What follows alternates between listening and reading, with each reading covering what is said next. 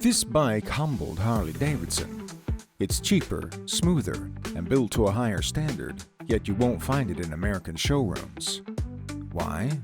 Stick with this because by the end you may not just want one, you'll question who's really controlling the motorcycle industry. At first glance, you'd swear it was a Harley. It's got that stretched-out cruiser shape, a belt-driven rear wheel and a teardrop tank in matte black or glossy red, a V-twin motor nestled in sculpted pipes that scream classic American style. But look closer, and something's off. The tank doesn't say Harley-Davidson. Instead, it reads Keyway, a name most Americans don't even know. And the price? Not $20,000. Not even half that. In some countries, you can get it for $1,500. This bike, Keyway V302C, looks like it belongs in Milwaukee, but it's built in China, styled in Italy, and surprisingly is prohibited from being sold in the US. Riders in Spain, Germany, Thailand, and Turkey are snapping it up. Meanwhile, American buyers are steered toward 15-year-old used Sportsters for triple the money, wondering why nothing new is affordable. That's the trick. The V302C was never marketed as a direct Harley competitor in the US. It was built to quietly surpass it. No giant ad buys, no celebrity endorsements, just solid engineering delivered via a global partnership more reminiscent of modern F1 teams than old-school bike brands. Yet most Americans have never heard of it. It's not about visibility, it's about access. This bike is systematically kept out of America by tariffs, certification hurdles, and regulatory walls, not because it's unsafe, but because it's too good. But let's rewind, because the real difference isn't just in how it looks, it's in how it rides. If you've ever felt priced out of motorcycles, you're not alone. Riders deserve more than sticker shock and silence. How China outsmarted Harley. To grasp this bike's story, you need to understand the network behind it.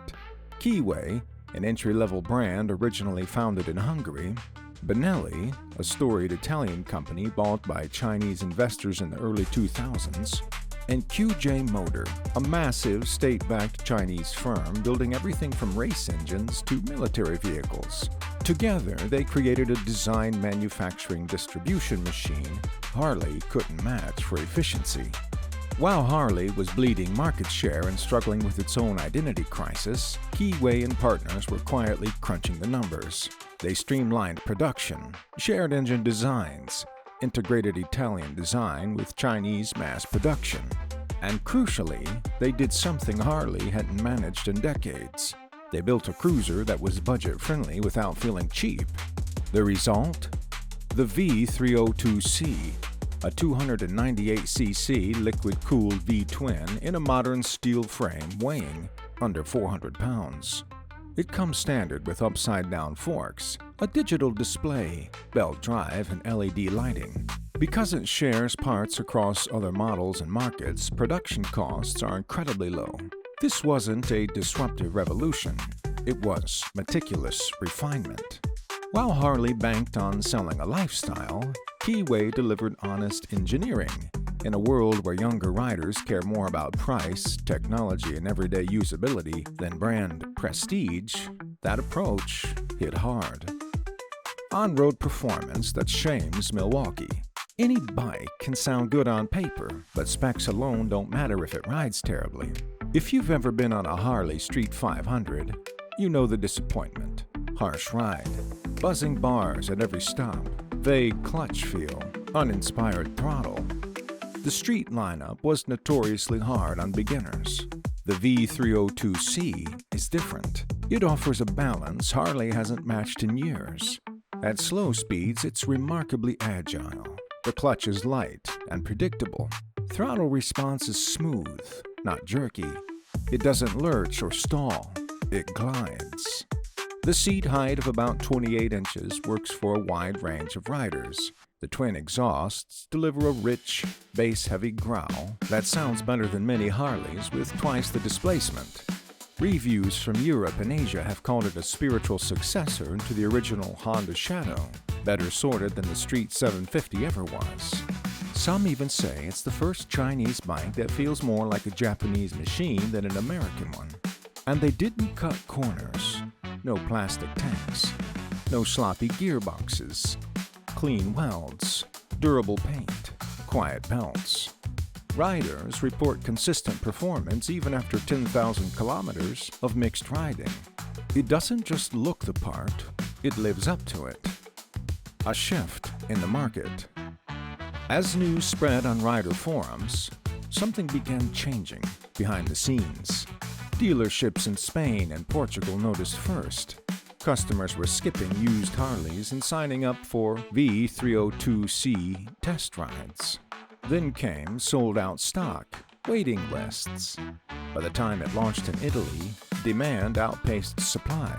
Keyway couldn't ship them fast enough. Meanwhile, in the U.S., Harley dealers kept pushing iron 883s to 20-somethings working gig jobs. Finance teams pushed big loans. Sales teams relied on nostalgia, but nothing stuck. Young riders overseas had found the reality Harley didn't want them to see: a new, reliable cruiser that didn't break the bank. European dealerships started dropping Harley altogether. Some switched to multi-brand showrooms featuring Benelli, Keyway, and others. Those who stayed loyal still shifted floor space to models that actually sold. Harley's answer?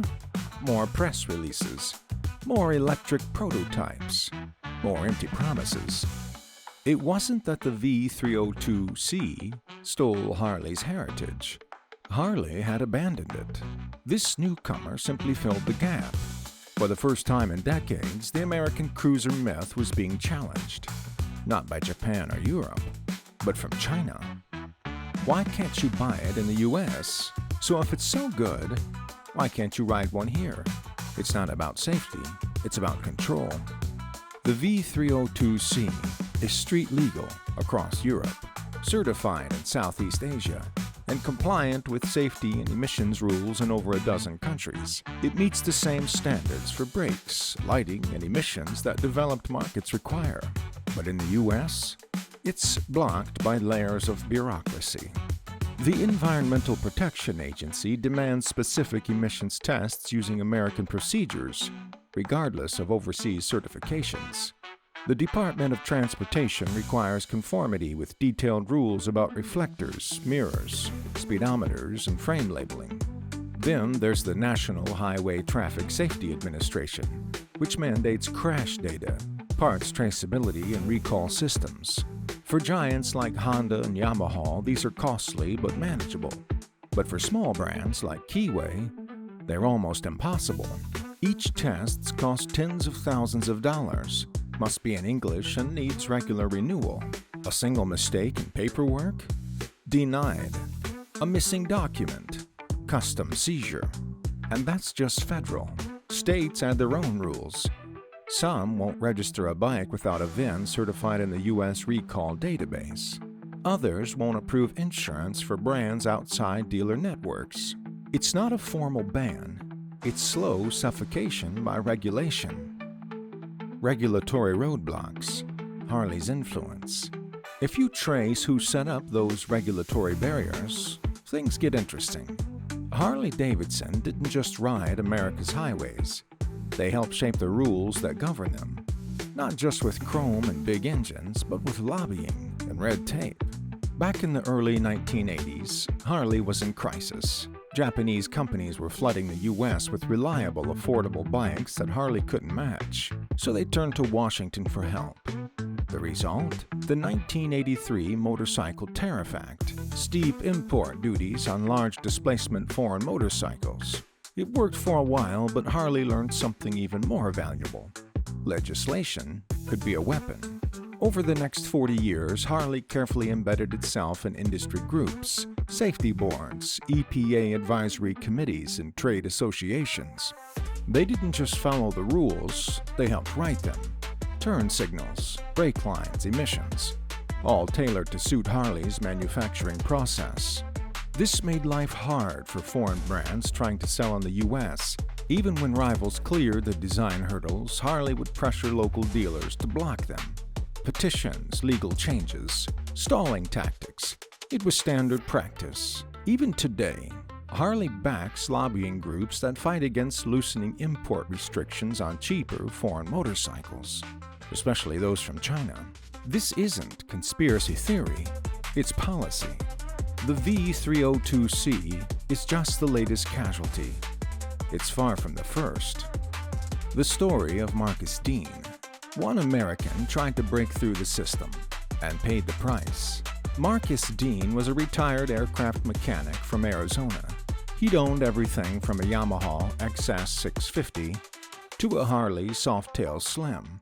When he saw a European review of the Keyway V302C, he was amazed. It looked like the bike Harley should have built 20 years ago. Simple, balanced, no gimmicks. So he took a leap. He contacted a European distributor and bought one for just under $2,000.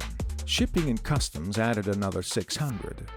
It arrived in Los Angeles in perfect shape, crated in steel, clean, and polished. And that's when his ordeal began. Customs held the bike for over a month. It had an emission sticker, but not a US-approved one.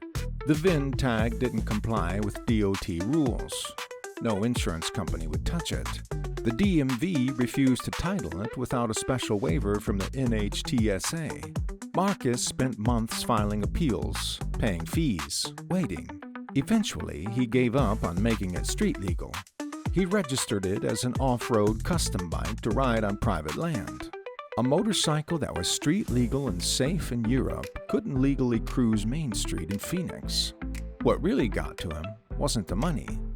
It was the silence. No one from Harley. No one from the NHTSA. His letters went unanswered. He wasn't seen as a threat, just an annoyance. Proof the system wasn't built to protect him, but to protect someone else. Why, Europe welcomed it. Meanwhile, across the Atlantic, the same bike found open doors. In Europe, the Keyway V302C didn't have to sneak through loopholes. It was welcomed, certified by pan-European safety and emission standards, and sold through hundreds of dealers. In Germany, commuters loved it for its cruiser looks without the weight. In France, it appealed to new riders who couldn't justify dropping $20,000 on weekend fun. In Hungary and Poland, it became a kind of cultural badge, a middle finger to overpriced imports. But it wasn't just price. The V302C fit real life. It didn't demand that you buy into a biker lifestyle. No patches, no posing. It got good fuel economy. It was comfortable, quick enough, and passed inspections. Even some former Harley owners in the UK switched over. One review went viral. Harley abandoned working-class riders. Keyway didn't. Back in the US, the same bike sat in shipping containers, unsellable. Europe didn't see it as a threat to tradition. They saw it as progress. Proof that cruiser culture wasn't dead. It had just been priced out of reach by the very companies claiming to preserve it. And Europe was just the start. China's strategic push. The Keyway V302C wasn't a one-off fluke. It was the opening shot in a quiet but devastatingly effective campaign to conquer the cruiser market. Across Asia, Eastern Europe, and Latin America, Chinese manufacturers started filling roads with bikes that looked like they came straight out of Milwaukee. The Lyphon 516S offered classic cruiser lines and a V-twin vibe for under $2,500. The Binda BD300 came with aggressive styling, sculpted exhausts, and modern inverted forks. Then there was the Zontez 310, which added futuristic touches like a TFT dash, keyless ignition, electric windscreen, and full LED lighting. They all shared a common DNA, cruiser style, small displacement, Harley attitude, without the Harley price. This wasn't some passing fad. It was a coordinated offensive. In Brazil, Lyphon overtook Suzuki in cruiser sales. In Vietnam, Binda became the top imported Chinese brand among young urban riders. In Egypt, Keyway cruisers are used in police fleets.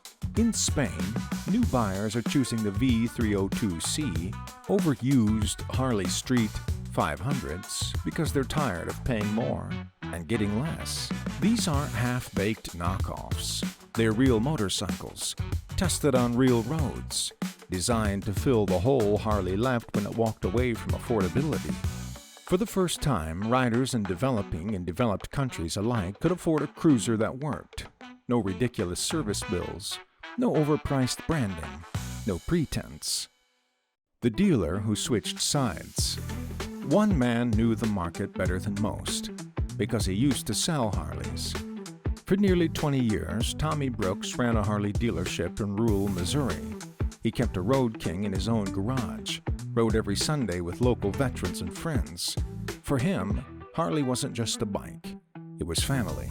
But around 2019, things changed. Fewer customers walked in. Prices kept climbing, especially on basic models like Sportsters. Finance terms were punishing. Harley was pushing expensive add-ons that padded the sticker by thousands. Worse, corporate reps kept demanding he promote the Livewire electric bike and the Pan America Adventure model, stuff nobody in his county even wanted. He started losing sleep.